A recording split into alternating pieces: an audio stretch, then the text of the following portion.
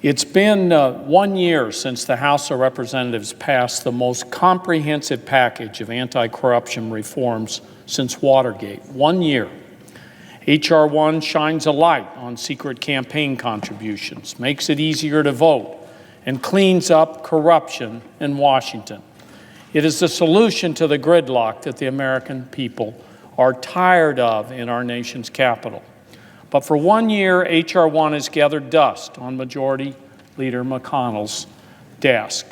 Every single senator in the Democratic Congress and in our caucus here in the Senate is co-sponsoring the For the People Act. Senator Merkley and my companion bill to H.R. 1 For the People Act, but it is buried deep in the leader's legislative graveyard.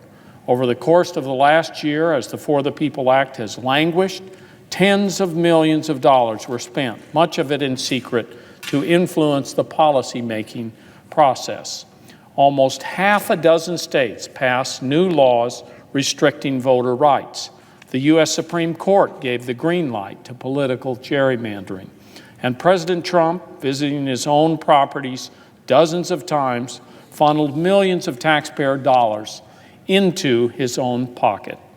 Yet, the Republican Senate is silent as our democracy faces a crisis like none we have ever seen in our lifetimes. We can draw a straight line from the crisis in our democracy to more than 300 bipartisan bills buried in the Majority Leader's graveyard.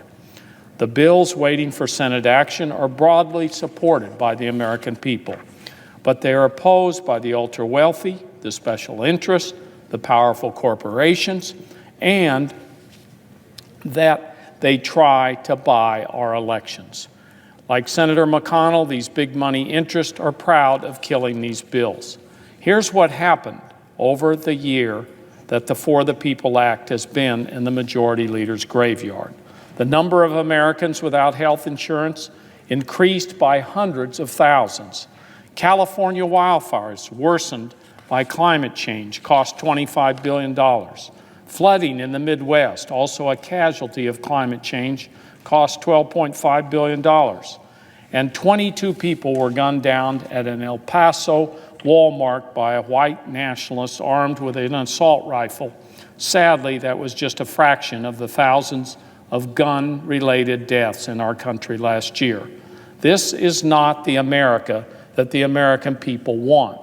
The American people want us to act. The gap between what the American people are clamoring for and what the Republican majority in the Senate is giving them is as wide as the Grand Canyon and is growing by the day. Just look at the polls. Staggering numbers closing in on 90% of Americans support universal, affordable health care.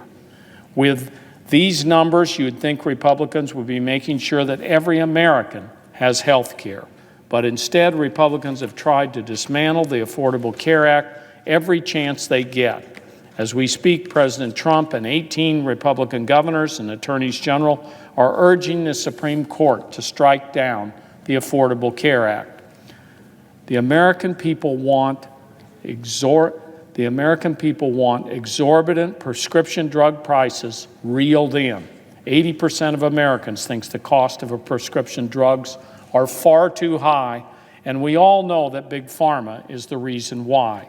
Yet legislation to reduce drug costs is also stuck among the hundreds of other bills on the Majority Leader's desk. Over the last 2+ decades, Big Pharma has spent $3.7 billion, yes, that's billion, on lobbying.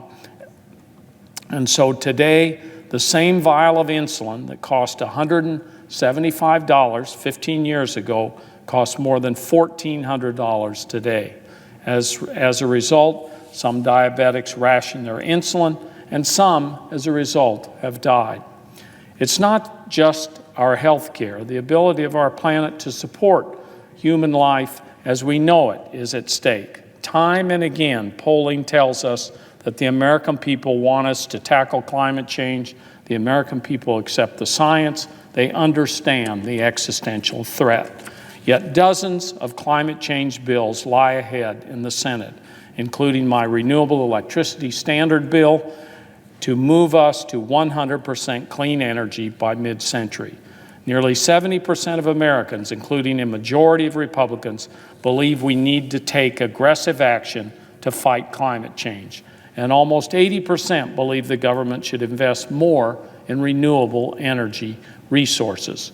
With these kinds of numbers, you'd think Congress would be passing climate change legislation on a regular basis.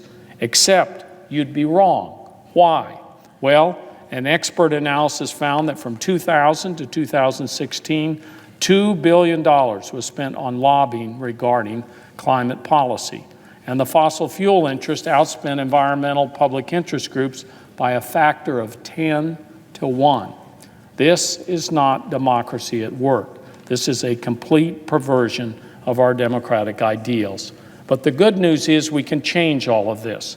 We can reinvigorate our democracy, we can end the reign of big money, empower small donors, make it easier to vote, stop political gerrymandering, and bring ethical conduct to Washington. The majority leader just needs to stop doing the bidding of the wealthy special interest and bring the For the People Act to the Senate floor. And I know my colleague, Senator Merkley, is here, and Senator Bennett, and Senator Whitehouse, and Senator Cardin, and I yield to Senator Cardin. Thank you all for being here today.